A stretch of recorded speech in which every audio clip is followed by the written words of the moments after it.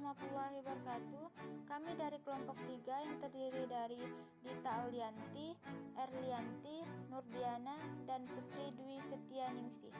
Kami akan menjelaskan tentang jaringan pada tumbuhan. Jaringan pada tumbuhan.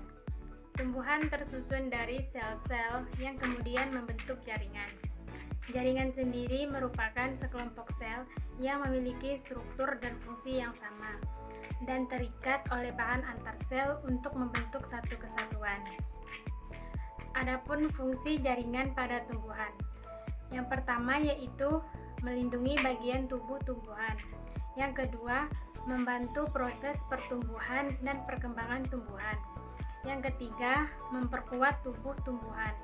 Yang keempat, membantu mengedarkan sari-sari makanan atau zat-zat yang terdapat pada tumbuhan ke seluruh tubuhnya. Yang kelima, membantu menyimpan cadangan makanan pada tumbuhan. Yang keenam yaitu mendukung segala aktivitas pada tumbuhan. Adapun struktur jaringan pada tumbuhan, yang pertama yaitu jaringan meristem. Jaringan meristem tersusun atas sekelompok sel yang tetap dalam masa pertumbuhan dan terus-menerus akan membelah. Ciri-ciri jaringan diantaranya: 1. Tersusun atas sel-sel muda yang sedang dalam fase pembelahan dan pertumbuhan. Yang kedua, umumnya tidak ada ruang antar sel. Yang ketiga, bentuk sel bulat, lonjong, atau poligonal dengan susunan dinding sel yang tipis. Yang keempat, masing-masing sel kaya akan sitoplasma dan mengandung satu atau lebih dari satu inti sel. Berdasarkan cara terbentuknya, jaringan meristem dibedakan menjadi 3, yaitu yang pertama, 1. Promeristem, telah ada ketika tumbuhan masih dalam masa embrio. Yang kedua, meristem primer, jaringan yang aktif membelah terdapat pada ujung batang, ujung akar, dan kuncup tumbuhan dewasa, menyebabkan pertambahan panjang tumbuhan. Yang ketiga yaitu meristem sekunder, terbentuk dari jaringan meristem primer menyebabkan pertambahan besar tubuh tumbuhan.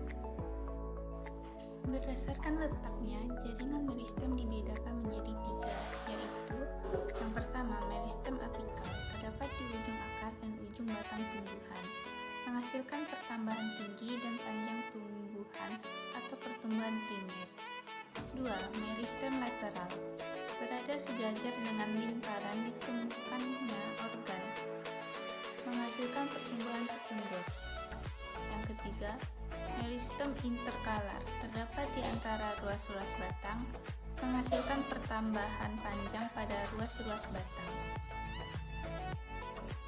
Jaringan permanen. Jaringan permanen adalah jaringan yang berasal dari pembelahan sel-sel meristem primer maupun sekunder yang telah diferensiasi dan terspesialisasi mengalami perubahan bentuk sesuai dengan fungsinya. Berdasarkan fungsinya, jaringan permanen dapat terbagi menjadi beberapa jenis. Yang pertama, jaringan epidermis atau jaringan pelindung, merupakan jaringan terluar yang menutupi seluruh permukaan tubuh tumbuhan. Ciri-ciri jaringan epidermis diantaranya: tipis, biasanya hanya tersusun dari satu lapisan sel saja, tidak memiliki klorofil, pada permukaan yang menghadap keluar, terlapisi kutin yang menghasilkan kutikula atau lapisan dalam. Vakuola besar bisa berisi antosianin, susunan selnya rapat tanpa ruang antar sel. Dinding sel beragam tergantung dari posisi dan jenis tumbuhannya. Fungsi epidermis pada tumbuhan diantaranya: yang pertama, pelindung semua organ tumbuhan. Fungsi epidermis yang paling utama adalah sebagai jaringan pelindung semua organ tumbuhan, mulai dari batang, daun, akar, atau buah dari segala kondisi dan pengaruh lingkungan luar. Yang kedua, tempat penyimpanan cadangan air.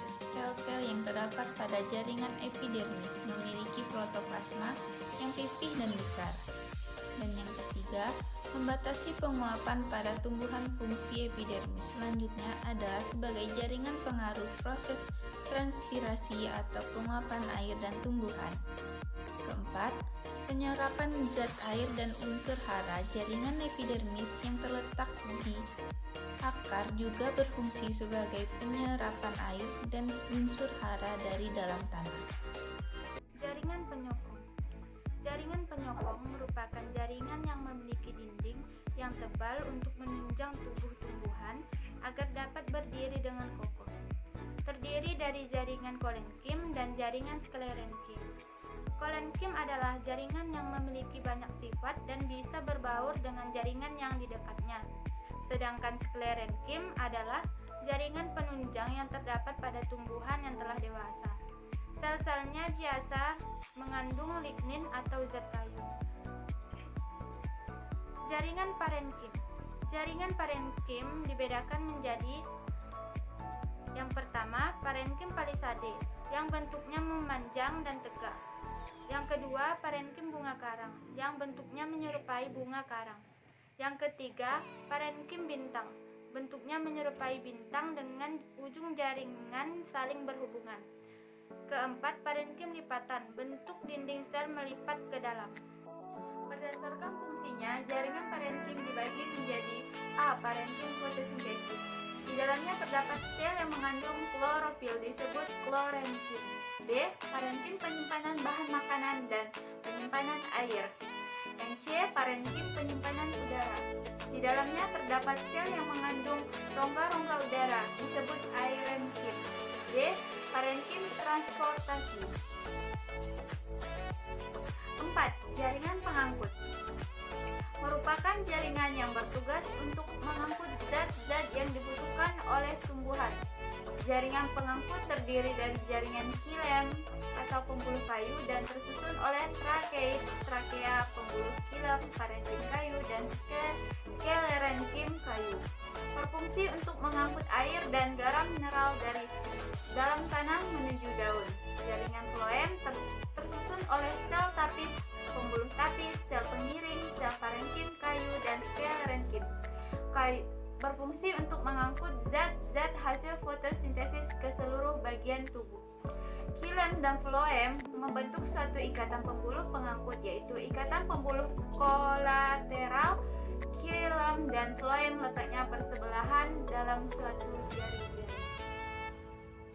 Nah, berikut ini hasil diskusi kelompok kami. Pendekatan yang kami pilih yaitu pendekatan lingkungan, karena penggunaan pendekatan lingkungan berarti mengaitkan lingkungan dalam suatu proses belajar mengajar. Metode pembelajaran yang kami pilih yaitu metode eksperimen atau percobaan. Adalah cara penyajian pelajaran, di mana siswa melakukan percobaan dengan mengalami dan membuktikan sendiri sesuatu yang dipelajari.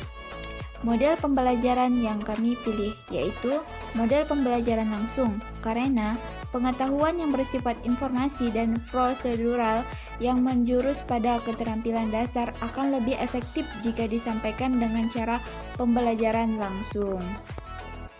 Sekian penjelasan dari kelompok kami. Wassalamualaikum warahmatullahi wabarakatuh.